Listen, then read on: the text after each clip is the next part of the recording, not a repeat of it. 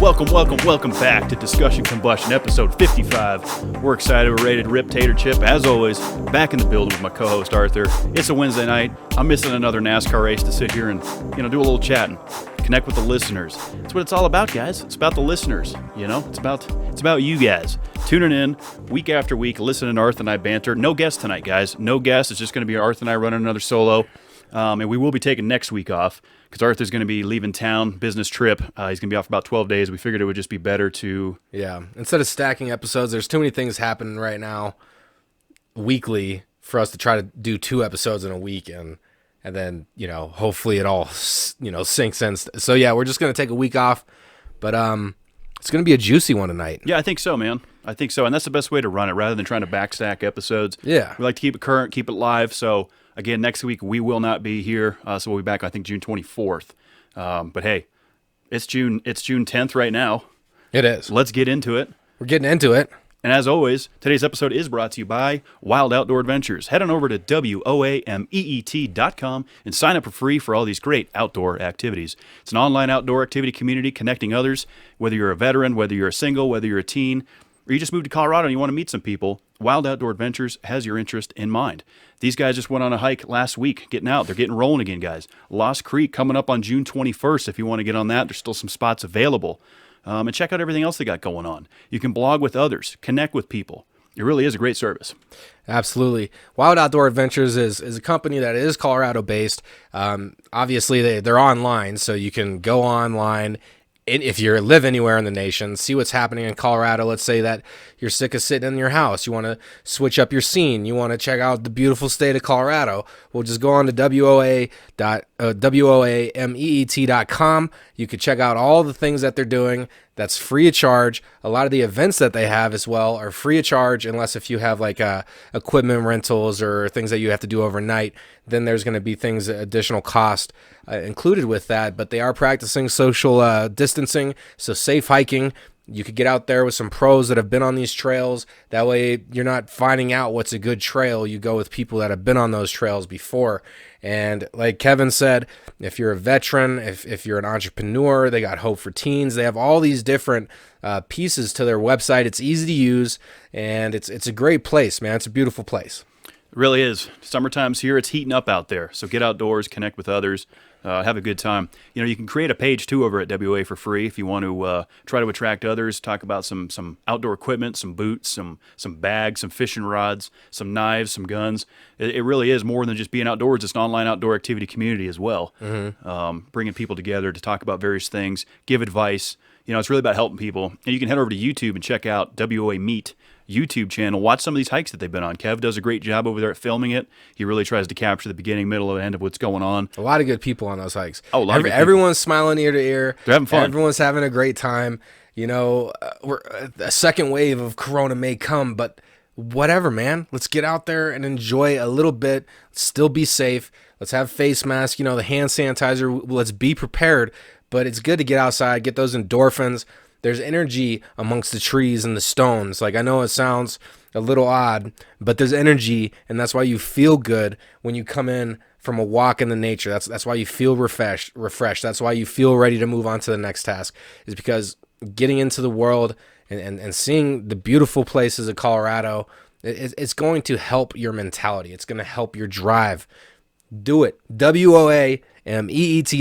Man, that's the website. That's right. Take advantage of it, guys. I know I'm ready to get outdoors. I need to do something. I need to get out into the wilderness, I think. I've been doing shooting, but I haven't done any hiking, camping, or been around any waterfalls or mountains. I need some of that energy, I feel like. And I think a lot of people, do. Absolutely. Blowing off some steam, man. It's time. Absolutely. And that's less dreaming and more exploring. That's right. That's WOA. Check them out, guys.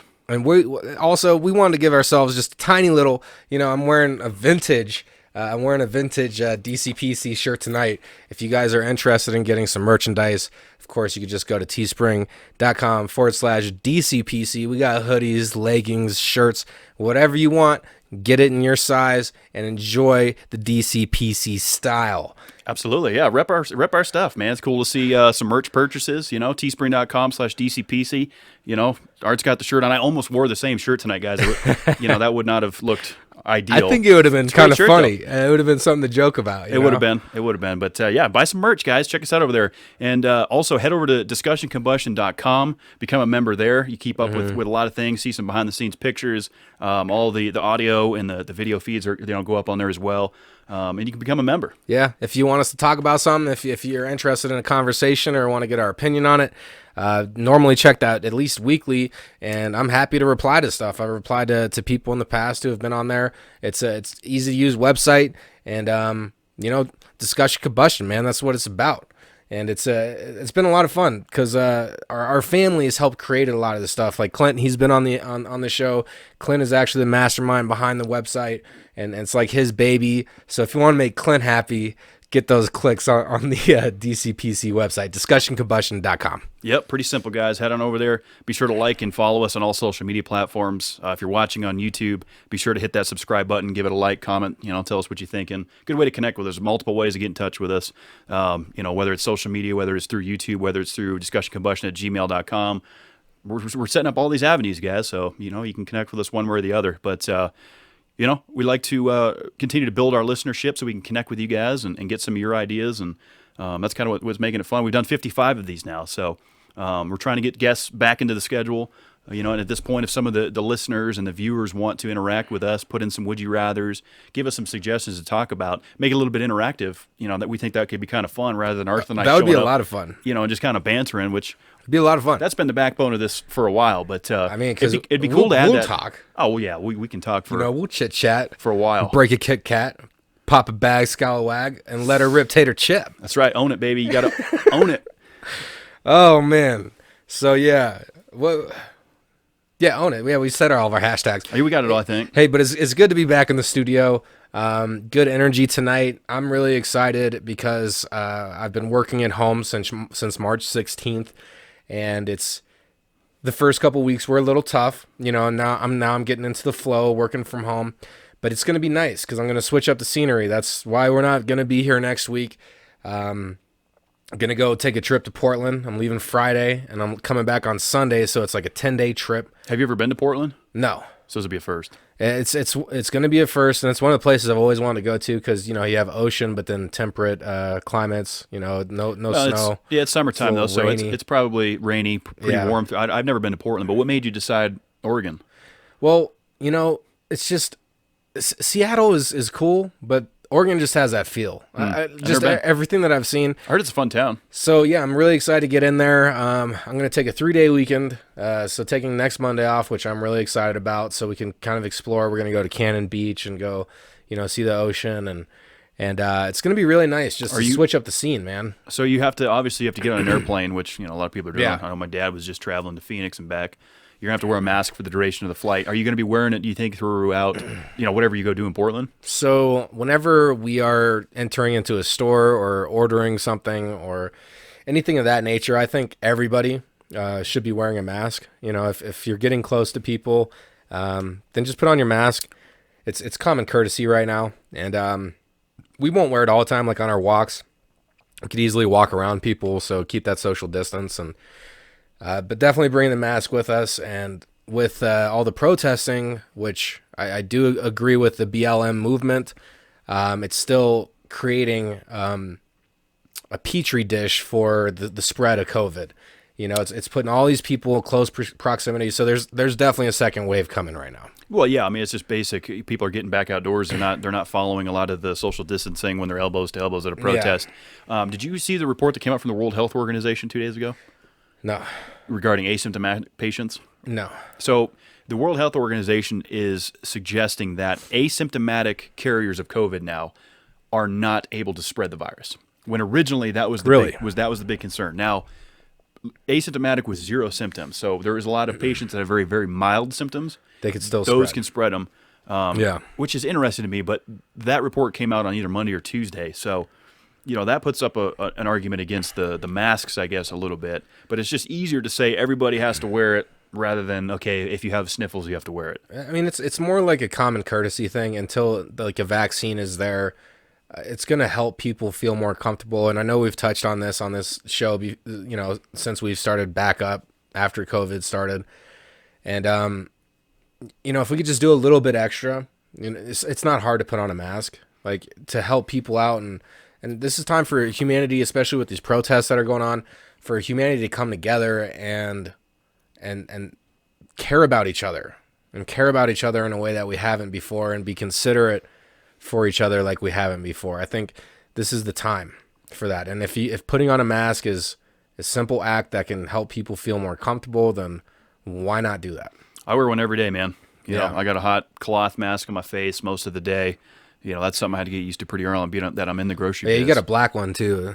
It goes around the. I got a few. I got one of the neck scarves that you can pull up. Oh, so those are kind of face cool. shield. Those get really hot. Yeah. I have the cloth one that does wrap around the ears. That gets really hot. And then the one that my company gave me is some people think it looks like a jock strap. You know, they think it looks like my nose is a dick. But I put it on around my head. I had it on here one time. Yeah. That one, I pulled it all That one around. does look like a little bit like undies. But I can breathe in it and it doesn't fog up my glasses. So that's the best one. That's the best one so far. So I don't know if you guys have seen these memes or whatever of the people who wear their mask and their nose is hanging out. What does the meme say? It's like that's like wearing underwear right up to the shaft of my Johnson, and then my Johnson hanging over the underwear.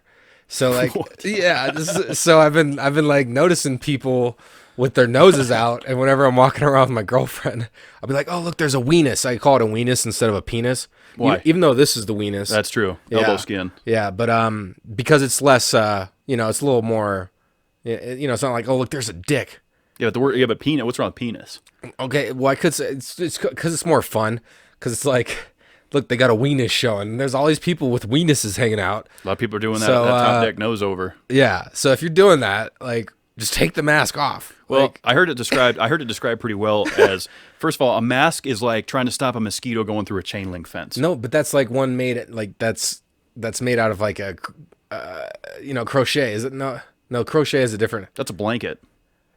What is it where they like knit? Yeah, it's like a knitted mask, but an actual mask that's designed for construction or medical use. Like an N95 with a respirator in Yeah, it? like that's going to help. Sure, but the majority of these is like a chain link fence trying to stop a mosquito. Yeah, I've heard that analogy before. It makes sense at the same time, because you can still contract it. Just because you're wearing a mask doesn't mean you're 100% COVID proof. No, absolutely not. You know? That would be ignorant to think that. Yeah, I mean, the mask thing, I don't know. It helps. Does it, though? Yes. How do you know? It does, because you're still slowing down the amount of oxygen that you're breathing in and putting out into the world around you. And so if somebody had COVID and was wearing a mask, and I didn't, and I was wearing a mask, and we were close proximity, never touched or anything, I'm less likely to contract it than if we were both maskless. I mean, it's just, that's a fact.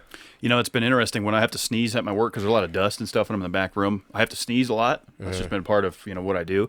And now it's like I have a mask on, so when I sneeze into it, sometimes there's a little bit of debris that gets thrown around in there, and it's just not a good situation. No, that doesn't sound good. Well, yeah, because I would remove the mask and then sneeze into your elbow. Arm, and then at least you could clean that off.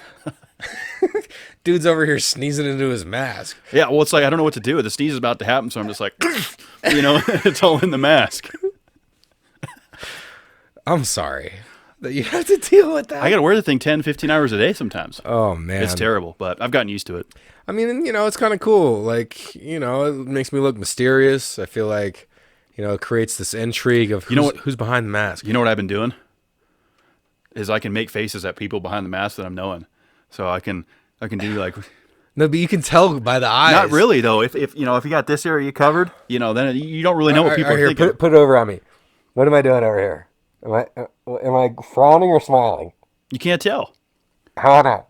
Oh, wait, no, because you can see my mouth.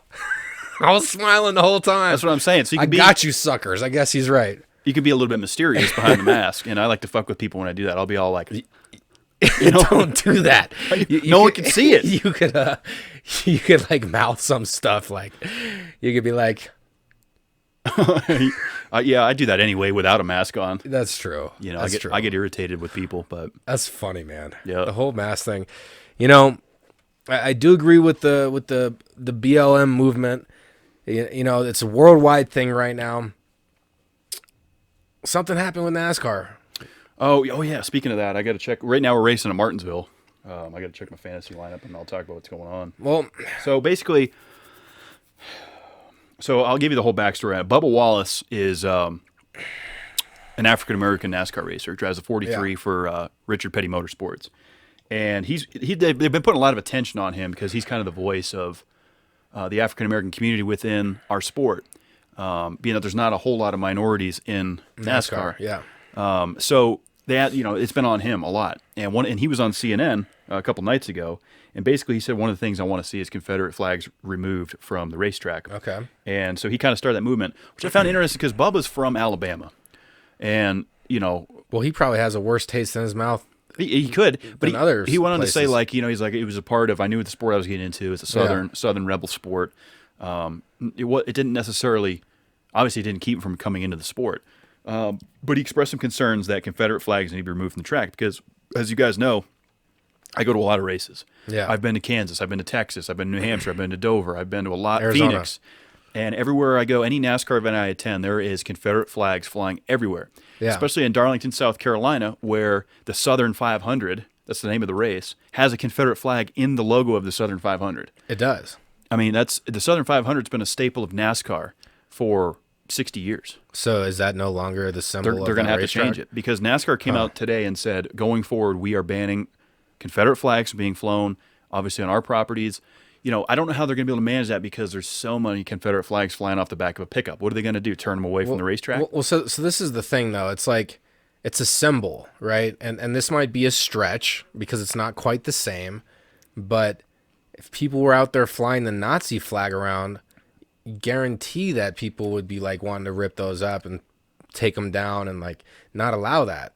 Obviously that's a stretch. Well, but still, that's apples to oranges. I think but it still represents a time in this country's history. Yeah, but the Confederate flag doesn't represent hate. That's not what it represents. No, it doesn't represent hate.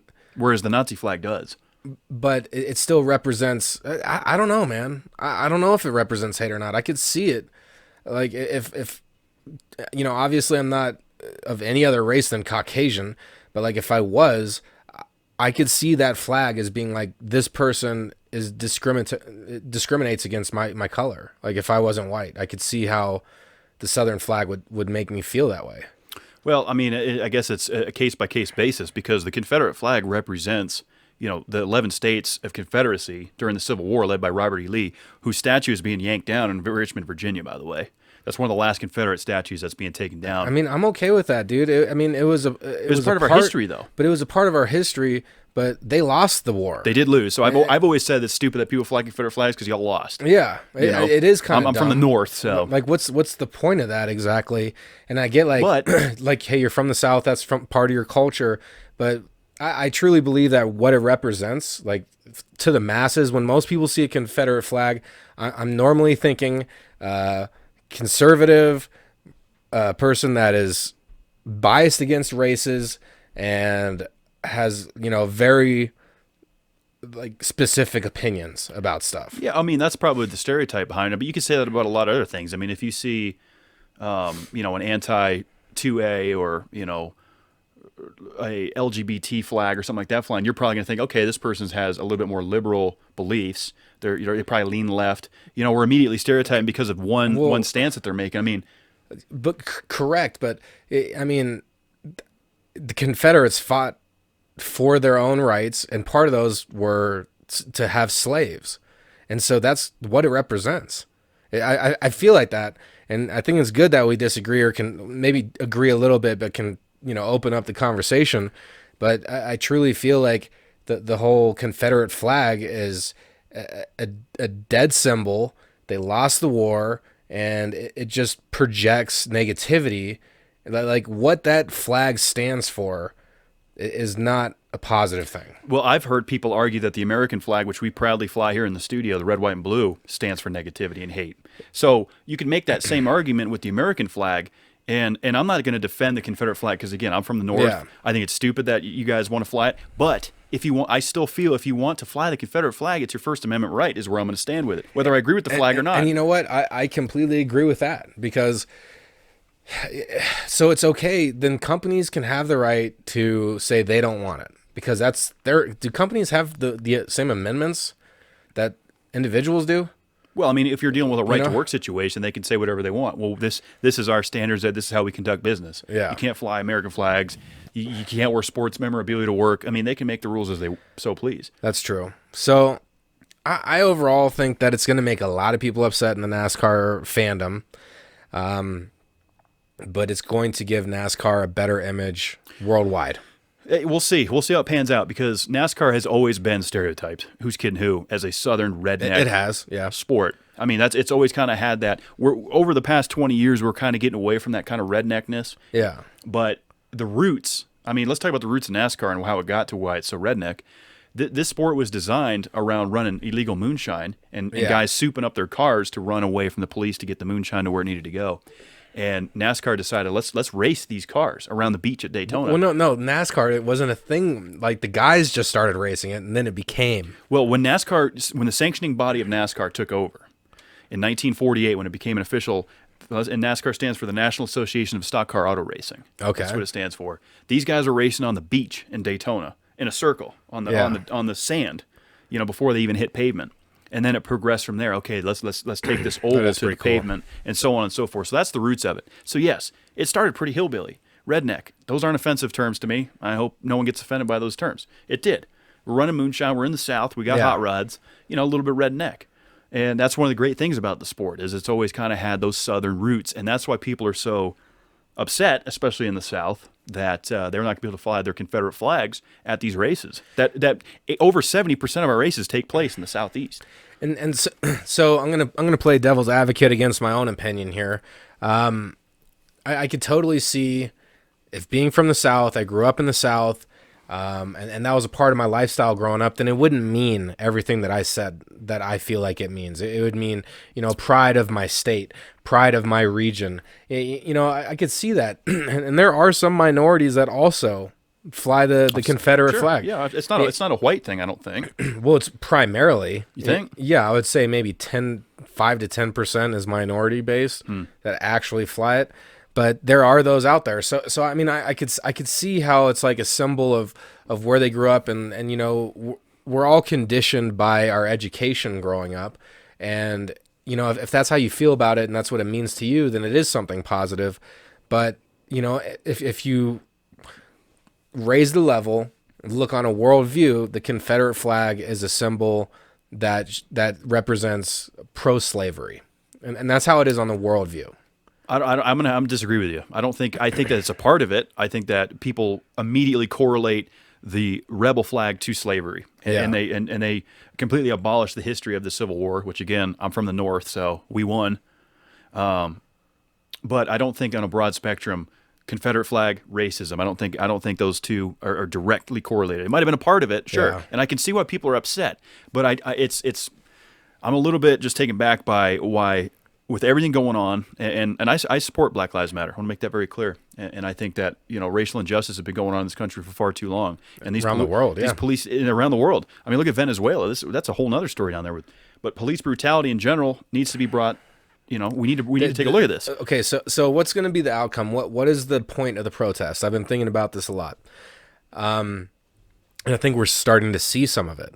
Is cops being held accountable for breaking the laws that they enforce, and I really feel like, because I was thinking like, what are we trying to accomplish? What are people trying to accomplish with the protesting? Like, what is the end goal? And I really feel like that. And I didn't read anything. I had no one tell me, but like just on my own analysis, I was thinking like it's probably to have cops held accountable for breaking the laws that they enforce. I mean, what else are we trying to do here? So we're starting to see some of that happen, like I forget what city, but a cop was like in a crowd and like, he kind of got circled in by the protesters, but they like kneeled down and put their hands behind their head. And then he like pushed somebody really hard out of the way, like a girl that was on her knees, and he got hit with a battery for that. And so I'm starting to see some of these cases come through and these cops get held accountable.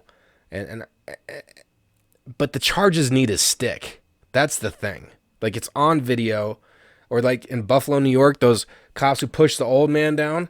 Like, it's on video, and then I saw the statement that they released, which said, "Oh, he tripped and all this and that." No, he didn't. There's video of it, and so like those two cops, I saw a picture that they're I forget the charges, but they're getting charged, but it needs to stick, and I think that's the purpose of the movement, is to hold people accountable that hold us accountable, hold them accountable too. Well, yeah, I mean that's fair enough. I mean, these guys are there to protect and to serve, and I believe that well over 90% of our police enforcement from coast to coast, I agree with generally is out there trying to do the right thing and protect and to serve. But it takes that small amount of crooked cops and abuse of power to contaminate the opinion of the entire police force. Now, I do not support defunding the police. I don't think that that's what needs to happen. I don't think that's a good idea either. It isn't a good idea.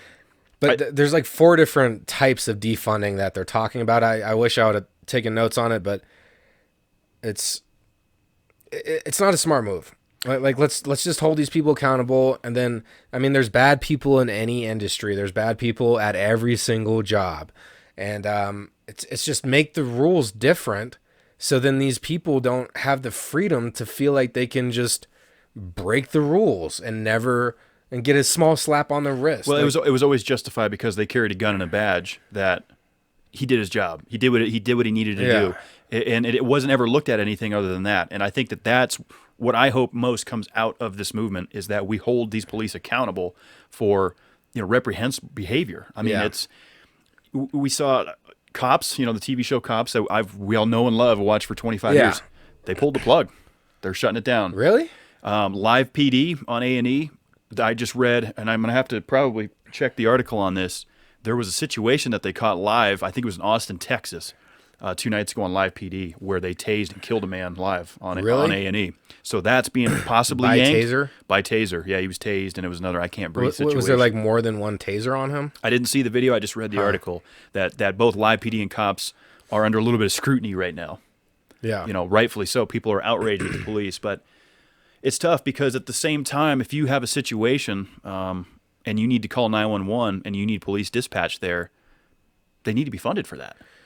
Yeah, I mean, absolutely. Or else, it's like, what's the other option? Is you have federally funded federal enforcement that steps in, which could almost be worse. That I feel like that could be worse, because the states should control how their police departments work. I don't feel like the government, 50 United States, the states have their own say. And, and I think that needs to stay. Because when you look at a rural town like Hays, Kansas, police force versus New York City, NYPD, they're up against vast different challenges. Correct. You got a little bit of tractor theft in Kansas, and you got murders day after day in New York City. Point being is I think that these police probably should be held a little bit more to a training accountability. Yeah.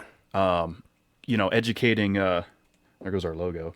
It happens occasionally. Usually Kevin's quick on the Roland and switches it.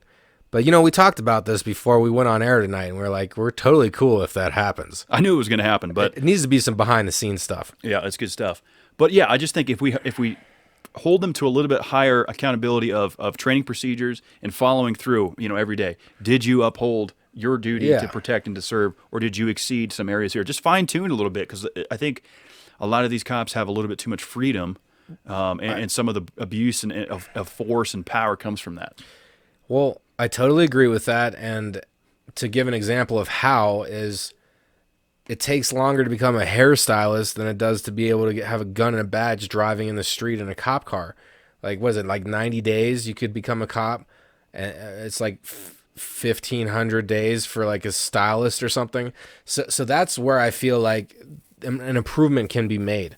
There needs to be longer amount of training that covers more scenarios, that are more specific, and cops holding cops accountable. I think that's the most important part, is like, yeah, this is my partner, this is a guy who has my back, but it's a code, it's a morality. Like, if you're going to be a cop, you have to have this like certain morality to be a little selfless and to help others and to do the right thing and to check your emotions, because there's too many times, man, where police get super emotional during a dispute or a confrontation, and they just have free will to kind of handle it how they please because that's what the circumstance deemed. And that's not correct. You know, so they have to hold each other accountable, you know? Sure, absolutely. I mean, and another good point to bring up, I feel like, is trying to not get in that situation to begin with, because let's not forget, a lot of these things happen because a crime was either committed. You know, I'm not obviously there's a lot of profiling and immediate abuse of power that's wrong, but I mean, I've never been in that situation. I don't know if you have.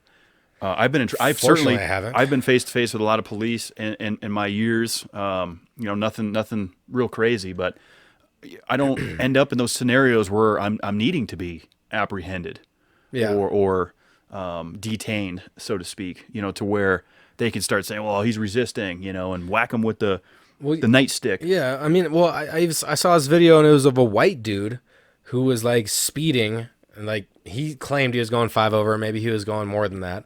But basically, he like started videotaping this, and the cop was all like, you know, get out of your car or whatever, and this and that. And he's like, no, like, just give me a speeding ticket and let me go. And the cop's like, you're resisting, so I'm going to pepper spray you if you don't. And the dude's like, dude, what, for speeding like 6 over or like however much over? Like, can't you just write me a ticket? Like, and then the cop like whips out the pepper spray and goes to spray, and he's like, oh, it's out. It's your lucky day, man.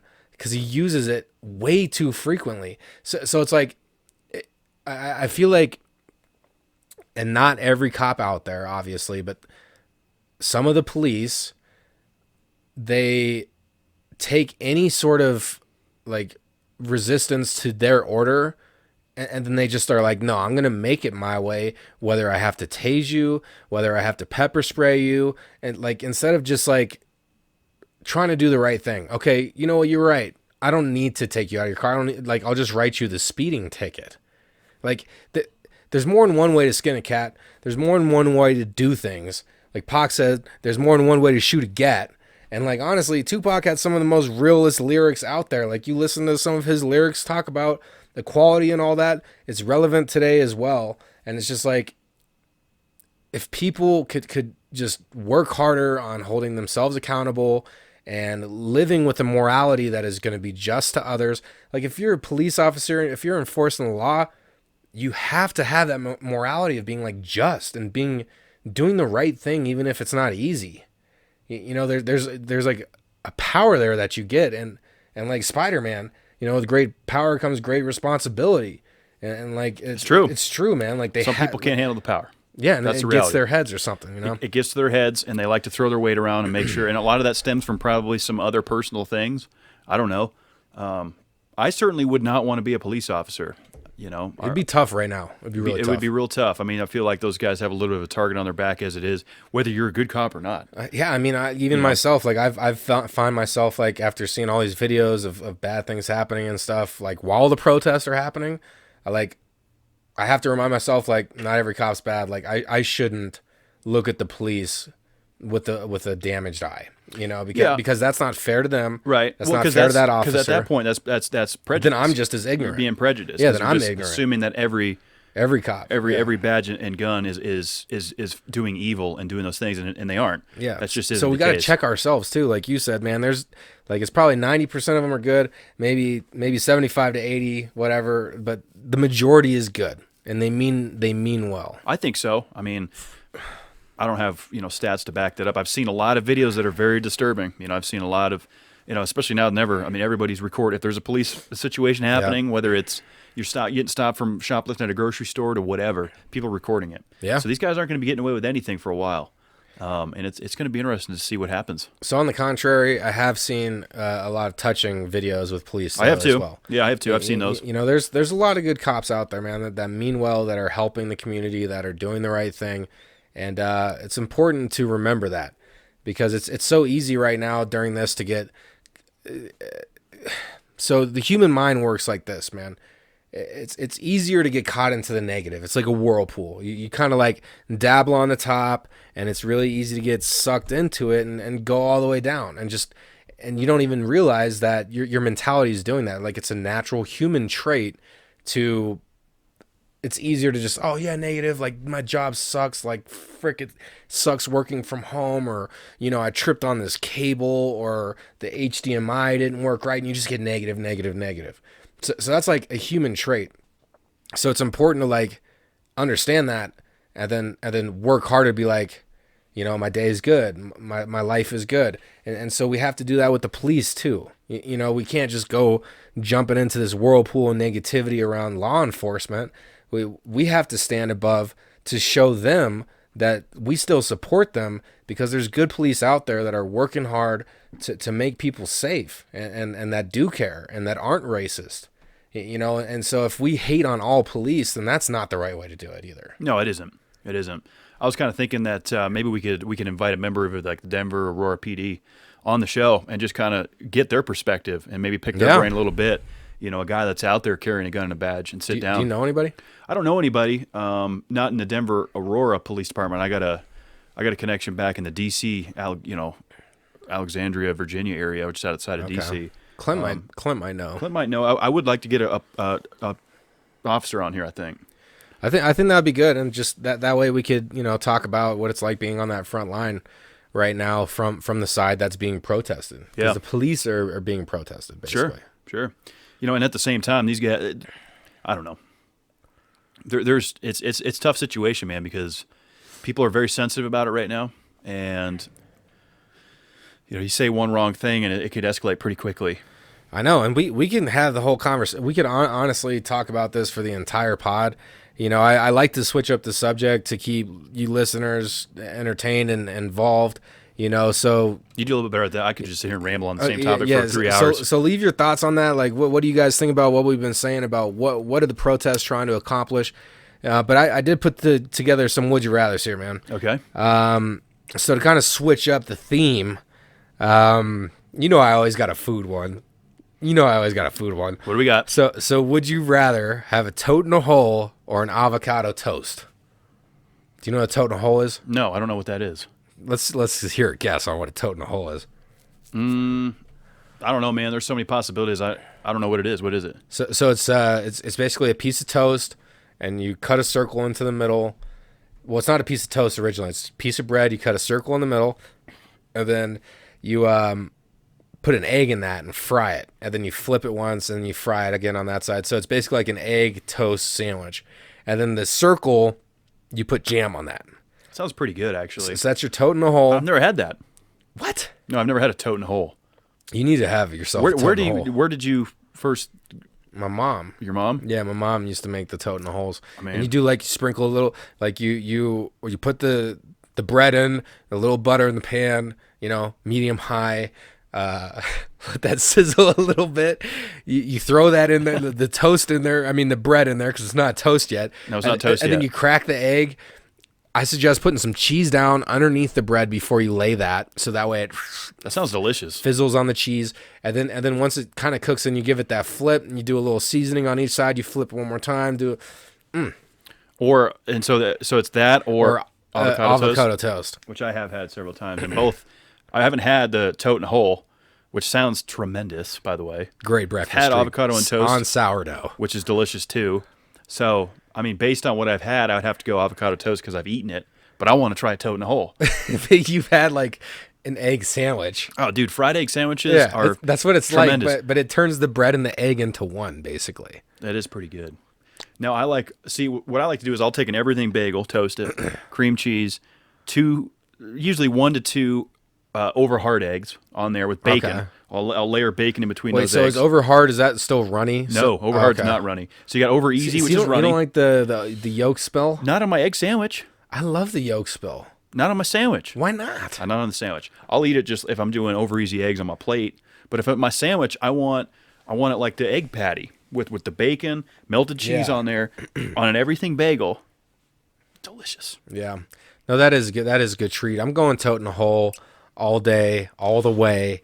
Since you never had it, I can respect that. I need to have it. If I cook you one, you're going to kick the avocado toast. As I see it, like avocado toast is pretty good, but I'd rather eat guacamole and chips. I like avocado. I like slices of it on a burger. It's just delicious. I like it in a salad. My girlfriend makes really good salads where she'll chop up that shit. It gets brown so quick. Like you have to eat it quickly. Like it's one of those. Is that a vegetable? Avocados are a vegetable. Don't you? No, don't put the camera on you with that face. I didn't. It's a vegetable.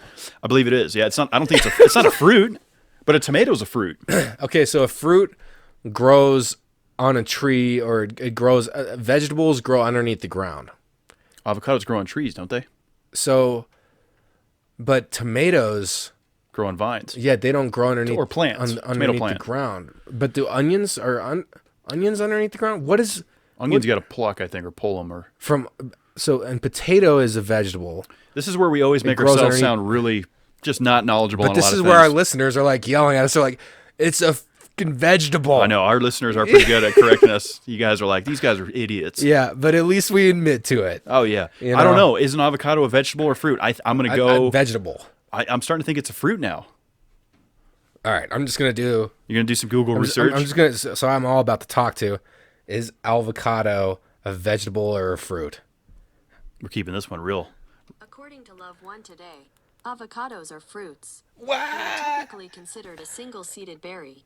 I went with my gut. Single-seeded I went with berry. my gut on that one. It's a fruit. I thought it was a veggie. It's a fruit. So I can search it, but we're not going to spend the episode on Google.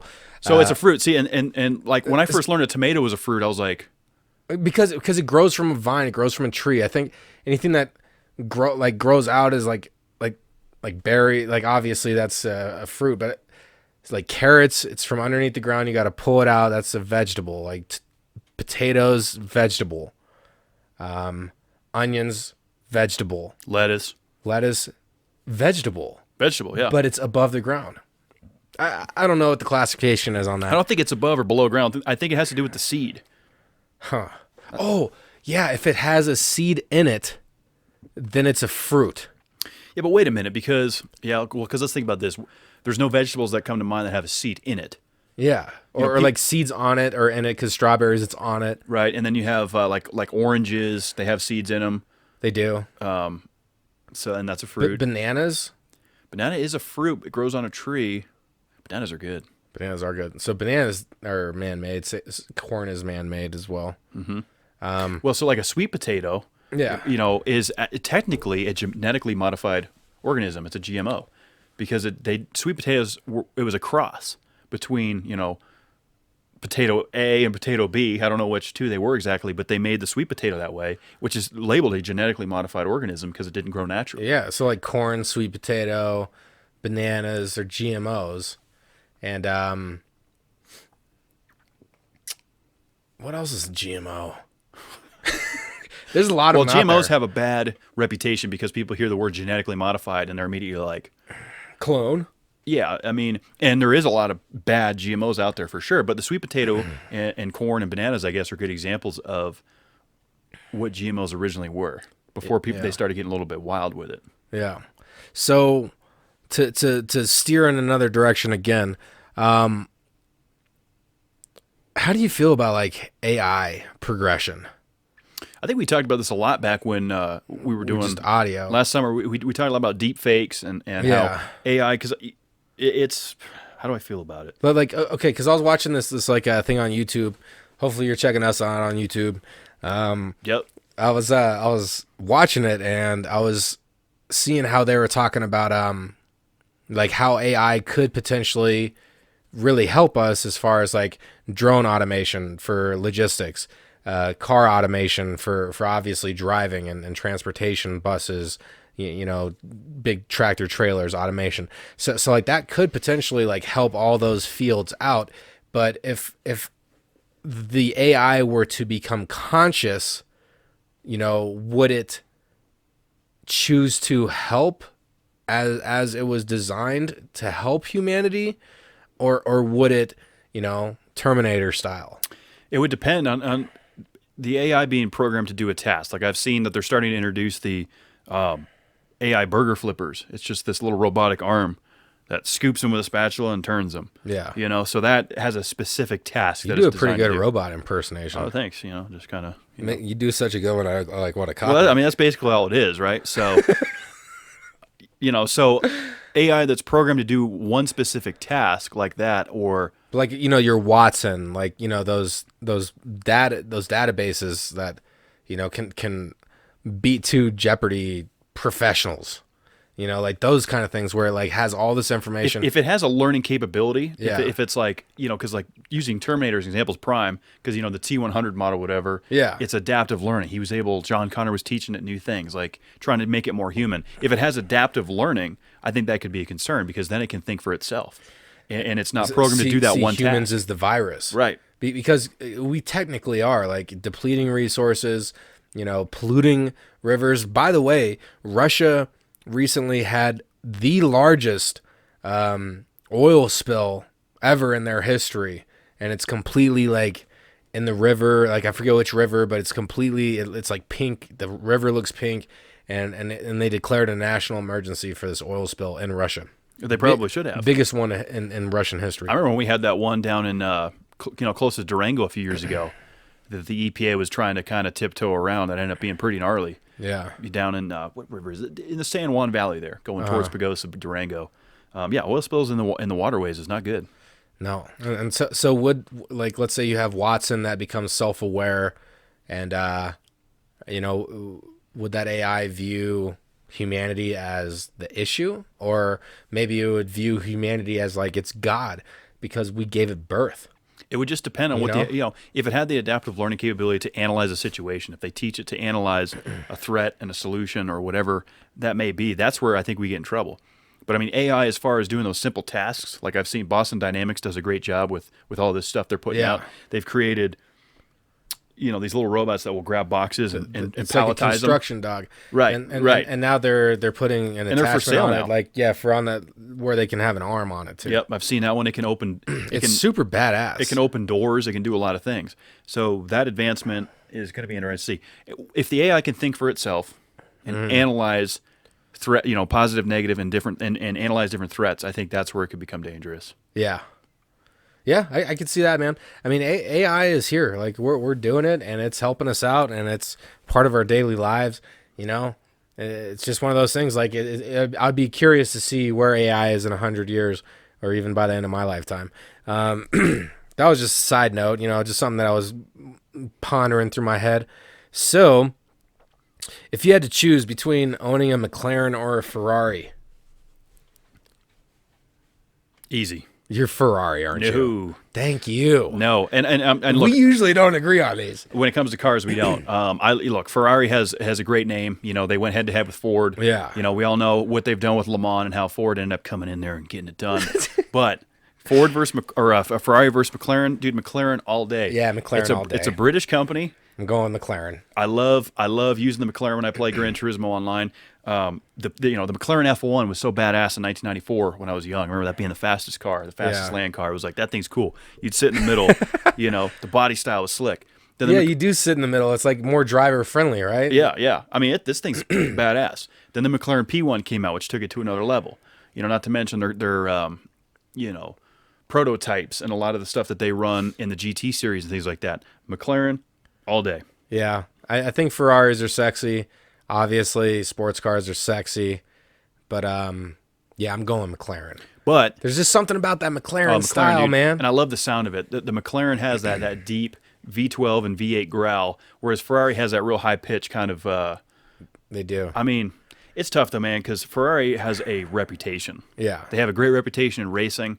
They've won the Le Mans so many times. You know, the Enzo Ferrari, the Ferrari California. That Enzo is freaking. That it's almost bad. looks like a McLaren. Yeah. So Kind of has similar body style. Yeah. Ferrari's got a reputation in racing, man.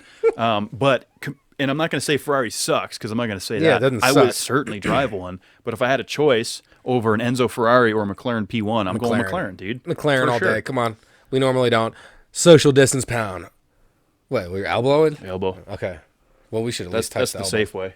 I'm going to knock some shit over. I feel like I leaned way harder into that than you did. Probably did. I wanted it more. Well, sometimes that happens. Kevin, you are a dedicated soul that puts his heart and passion into projects. And people make fun of you for it, man. They're like, Kevin, you know, he has a new hobby. He's going all in. But, like, I respect that, man. I really do respect that. Oh, thanks, man. But on that elbow bump, that was me. That wasn't. I had the dedication and passion there. You also have, a little bit more maneuverability. I have things. We can't mess with the rolling. Can't mess with the rolling. But yeah, I like to, if I take on a project, whatever it is. Yeah. Whether it's the podcast or the band or shooting or whatever, I like to go all in. There's nothing wrong with that. I don't like to dip my toe. I'm not dipping my toe in the water. I'm jumping in head first, man. That's just kind of how I am. But I'm cool with that. See, I'm kind of like probably I can make that happen. I'm sure. Because I've grown up in sales. Like, there's something that is just drilled into me where I don't like to say definitives, unless if I'm like 100% being raw law dominant, that's when I like using definitives.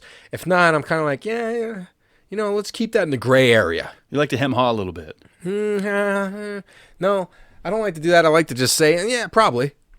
Yeah, probably. Leave it a little bit open-ended. I think my sales technique is very black and white.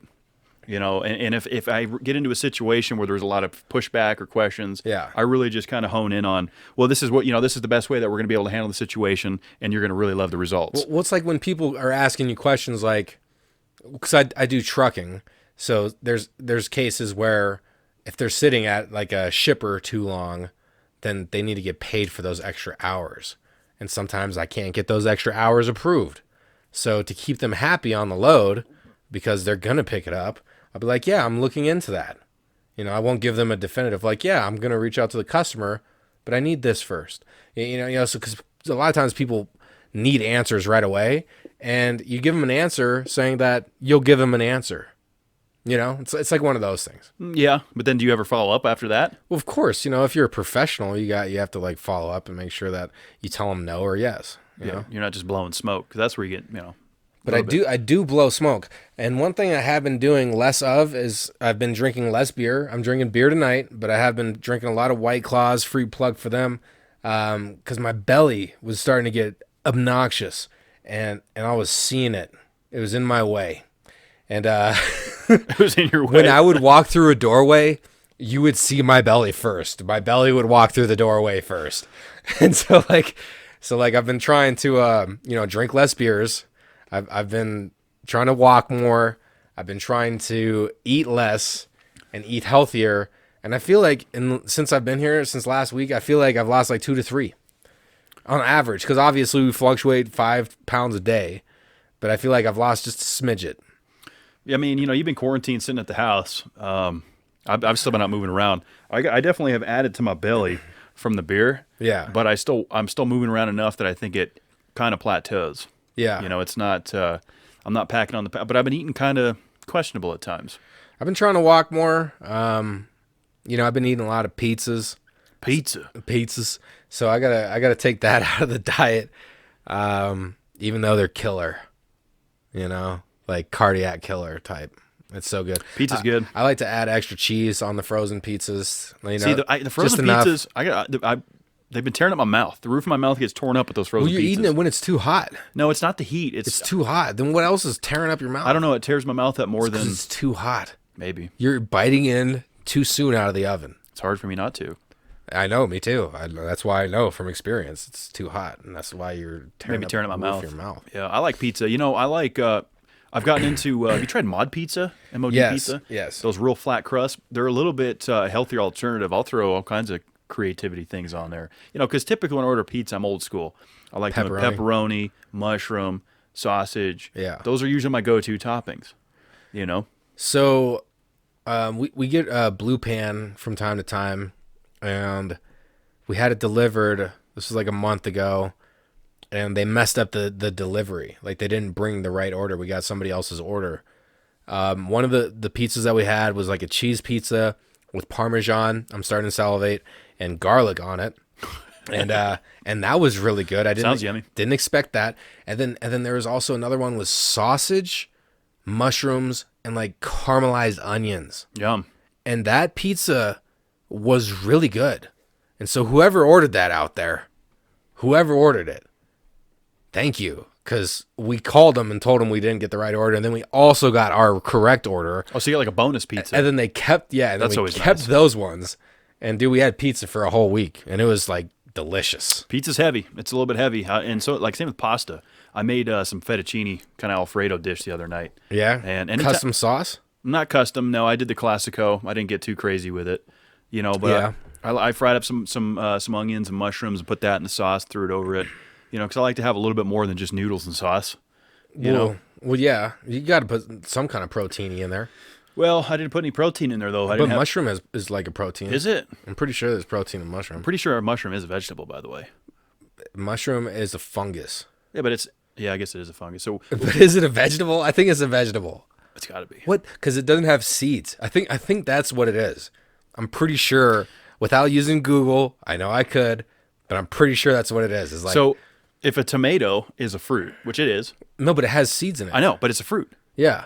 So if a tomato is a fruit, does that mean that ketchup is a smoothie? No, that means that ketchup is a jam or a jelly. What? Why is it a jam or jelly? Because it's a mushed up, sugar added to it. It's like a jam or a jelly. It's not a smoothie. Because a smoothie is like... Yeah, but a blended fruit, a fruit that's been blended, spun around a few times. But you drink that. A smoothie is to be drank. You could drink ketchup. I wouldn't do it. No, but no one's drinking ketchup. Probably not. They're probably not. It's a jam or a jelly. I'll say this, man. Summertime's here, and I don't like putting ketchup on hot dogs. What? All right. Mustard though, right? Oh, mustard. I'm Let me a tell you big something. mustard fan. Here's what I like to do. I like brats. Brats and hot dogs. I do them the same way. cheese? Submarine style sub, so I have room. Okay. I like mustard on the bun, and then sauerkraut and onions on top of that bitch. Okay. Delicious. I love me a Chicago style with the those poppy are good. seed bun and That- like the the pickle everything and one, like all that. yep. Oh yeah. Damn. Talking about all this, I'm getting hungry. This usually happens. I'd say like 2 out of 4 episodes, like we go on a little food bender and like start talking about that. Lori, what are you eating tonight? Lori, Anthony, they're our resident chef of DCPC, both Italian. So, and they get mad when I say Italian. what? I did that for them. Oh yeah. You look, it goes back to the bicycle thing. All right, which I've had more time. You made a good point on that. I've had more week. time to reflect on it. You made a and good point on that. I'm pretty much right. So I don't. But it's not how it's said. But what do you bicycle, do? bicycle, mortar, cycle.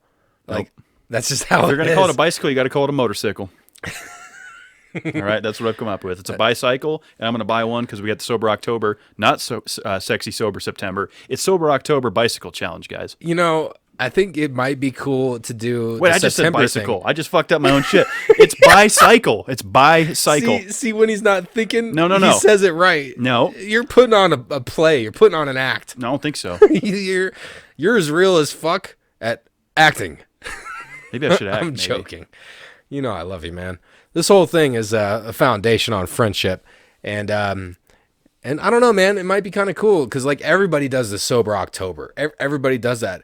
If DCPC did a September thing, we'd be like standing out. No, I don't think so. Nope. But if no one else is doing Why it, are we standing out? I mean, we're doing Sober October because it's Sober October. You do No Shave November because it's November. Do you want to do No Shave July? Well, is there any other video podcast coming out of Colorado? We do it because it's different. Okay, that's why. Yeah, I'm not on board with the We're September gonna thing. keep debating on that for a while. We'll probably end up doing what Kevin wants. No, it's not what I want. It's what's best for the people. Oh, well, isn't just any month free of substance best for the people? How about this? What if we did it in September? No. And then people are getting hyped up and they're like, you know what? I'm going to do Sober October too. I don't think Thank you, they're gonna do DCPC, for getting me lined up. No, because I understand the argument for September. A lot of people don't want to do October because of Halloween and beer fests and shit. I'm going to say this. I'm going to have a glass of wine with my girlfriend on her anniversary in October. So you're going to fail again. Yes. You failed last year, you're going to fail again. Yes. That's okay. But it's okay if it's just one day. Is that really a failure? Even though I'm pre-disclosing. No, it's still a failure. It's The challenge is that's part of the challenge because, we've been through this before. There's an excuse in every single month as to why we need to drink. Yeah. Every month has an excuse. People go, what about April? I go, taxes. dude. But if the girl ain't happy, then like I got to deal with that. So like, So you're saying you have to have alcohol to be happy? no, I'm saying that like if she really really wants for our 4th anniversary to have a glass of wine, I'm not going to deny her that. What if she doesn't want it? Maybe she's like, oh, we're going to do Sober October. Because you guys did great last year until you failed. Well, then that wasn't great. But it was great until that point. So could I do like how Mark did it and say like I'm still gonna smoke weed and not drink booze? Is that the main thing? No, because see, you have two crutches. You do the weed and the booze, whereas I'm just booze. So I got to give up the booze. I don't have anything else to lean on. I mean, I take some of the Crystal Clear CBD, but Yeah. no, it's sober October. You got to be sober.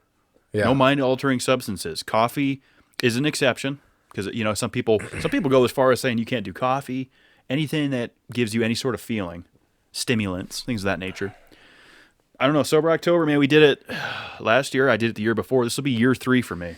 So the past 2 days, I've been doing some push-ups. Okay. I'm trying to get into better shape, man. I've been walking every single day. This last week, at least a mile. I've been trying to do at least 20 to 40 push-ups, which isn't that much. Cutting down the beer, cutting down how much I eat, just trying. I'm trying, man, because, I'm at that point in my life where it's like, once you start gaining that weight and you put it on, it's like becomes even harder to take off. That's what I hear. So I'm just trying to do it, man. And I kind of agree with Mark. Like, sure, I have fun with drinking and catching a little buzz here and there. And it feels good, but like sometimes I feel better if I'm just smoking weed or if I'm just sober. Like I have a better energy. I have, more to give. Yeah, I definitely felt good last sober October because, that's what I have to base it on, because a couple days during the week, I don't count as sobriety. But do you ever do it a couple days without? It's been a while. I at least have a beer. Yeah. After work, I'll have a beer, maybe 2. Podcast nights, we usually have a couple while we're shooting and post edit, but and then the weekends I tend to drink pretty heavy. I booze pretty heavy. Yeah. I've been pretty clear about that. So sober October or whatever month we decide. September. No. It's still in the air. It isn't, though. He said whatever month. So well, because I don't just make the rules, though. I'm not like, well, this is how we're doing it. We're still going to have to debate it. But, October has 31 days. That's one more day of sobriety that you need to go through. So, anything in moderation. That's true. And, coming from a person who was completely lost in substance for the majority of my 20s, I got to tell you this, man. It feels really, really good to be at a point in my life where I'm not doing stuff as frequently. I'm feeling better sober. Because for a long time, I was in a place where, like, that's going to make me better. Like, if I just take a little bit, I'll just be a little bit better. And you get stuck in that mentality of like, this stuff makes me better. Like it's making my life better. It's making me feel good, but over time it catches up, man. And once you stop doing that stuff and then you try again, and I'm talking opiates here and you do a little bit, like, bro, I'll be tired. I'll be so tired coming off that, like the next couple days. And it like is teaching me like, cause I'll go weeks or months without it now. And then when I do it and then like it makes me extremely like tired the next day. And I'm like really realizing that it feels good to be in a place where I'm not dependent on doing that to feel good. Like I'm finally seeing the colors of the day. Like it took years, but forever it was gray. Like you're sober, it's gray, it's boring, it's gray. It's not as fun, but like there's so much power to understanding how beautiful life is through sober eyes, and I appreciate that more and more every day, man. So whatever month we choose, I'm gonna support it, and I'm gonna do my best, but I'm not gonna, just like last year, it's a mentality change. You're helping yourself out. It's about what you learn through the experience. So if I don't complete the challenge again, I'm still gonna give you shit. I know, but I'm not gonna give myself shit. That's good. I will. Yeah. Because somebody's got to. Thank you. Yeah, I made it all the way last year. I need that. And I plan on doing it again this year. And we'll get, as it's only June. This is what we did last year. We started amping up sober October months in advance. What's going on? So we're still going to fine tune that, but I think the bicycling idea is bicycling. Yep. That's cycling. So how would you how would you say cycling then? Cycling. Because you're bicycling. Cycling. You're cycling, so you're bicycling. Bicycling. See, cycling. He gets it. Yeah, you don't say cycling. Yeah, you say cycling. It's all starting to make sense here, guys. No, but still. Starting to make sense. So we'll fine tune that. Man, this was another good one, huh? Yeah, man. I hope you have fun up in Oregon. Yeah, I'm gonna have fun, and I always get one would you rather left behind, but it's all about the conversation. Everybody, be safe out there. Make sure that if you are doing the protesting, just try to keep your hands clean. Try to have the face mask on. This is a worldwide movement, and it is to be noticed. Like, no one's going to ignore this, and I feel like results are coming. Yeah, I think voices are being heard, and changes are coming. Let's keep it peaceful. Let's not get anybody hurt when we don't need to. Exercise your First Amendment. Get out there and get heard. Protest. Do what you do. Stand up for what you believe in. That's the beauty of this country. You can take a stand. But you don't have to hurt people and burn things down and destroy other people's property to get that point across, in my opinion. Do it peacefully. March all day strong, all day long, all day strong. I support you in that. And take a stand. Own it. Absolutely. And let's also take some time this week to reflect on ourselves and really be humble and accept our mistakes. There's a lot of things that we judge people on, and there's a lot of opinions that we have on how other people live their lives. Let's take, it's easy to just say, like, let's take a look in the mirror, but like, let's actually give ourselves a good hard look in the mirror and look at ourselves and where we can improve. Like, where can I make a difference? Where can I work a little bit harder to help out my coworkers? Where can I work a little bit harder to help my girlfriend feel appreciated? It's just, let's take a look at ourselves, man, and let's really cut ourselves down, because first of all, if we chop ourselves down, ain't nobody gonna be able to chop us. Everybody is their own worst critic, and that's okay as long as you're willing to take that information and mold yourself to be something different. It doesn't come easy. It's going to take effort, but I feel like that is a place where we all need to be right now. There's a lot of reflecting that we all can do right now in quarantine with the riots going on. And so let's try to take some time and just really look at ourselves and think of, where are we failing? Where could we use improvement? Where could I use improvement? Where am I failing? And think about that and be humble about that, be neutral about that, and make some changes. Believe and achieve it.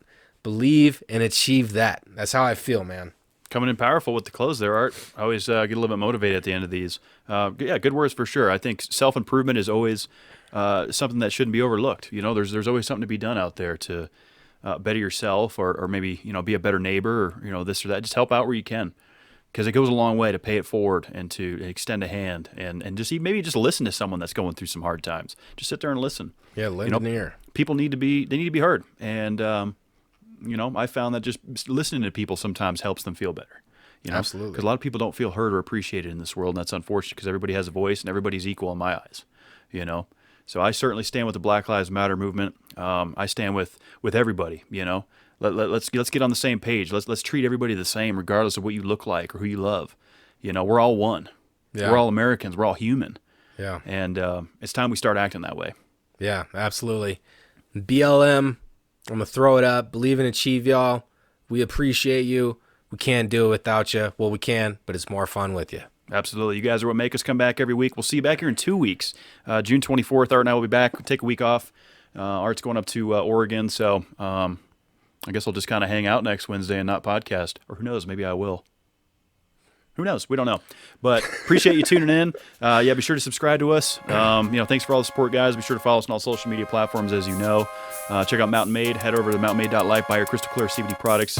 And be sure to sign up at WOA for less streaming and more exploring. It's been another fun one, man. We'll catch you in 2 weeks, guys. We love you. Stay safe. Stay healthy. Have fun up there, man. We'll catch you when you're back. I'm having a good time. It's going to be good. We'll see you guys.